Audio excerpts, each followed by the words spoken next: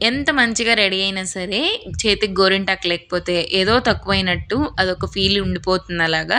So, ఏదైనా ఫంక్షన్‌కి అలా వెళ్ళేటప్పుడు ఇన్‌స్టెంట్‌గా మెహందీ అవి ప్రిపేర్ చేసుకునేంత టైం లేనప్పుడు ఇలా ఒకసారి ట్రై చేయండి. చాలా సింపుల్‌గా ఒక లెమన్, కుంకుమ ఉంటే సరిపోతుంది. ఇలా లెమన్‌ని కట్ చేసుకొని జ్యూస్‌ని స్క్వీజ్ చేసుకోవాలి.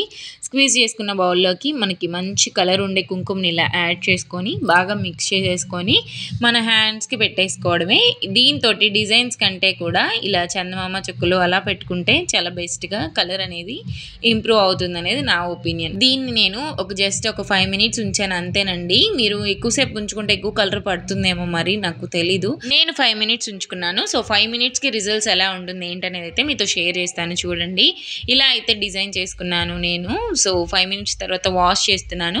వాష్ చేసిన తర్వాత అయితే జస్ట్ మనం ఒక 20 మినిట్స్ వరకి గోరింటాకు పెడితే ఏ కలర్ అయితే వస్తుందో ఆ కలర్ వచ్చింది. వీడియో నచ్చితే లైక్ చేయండి. బై.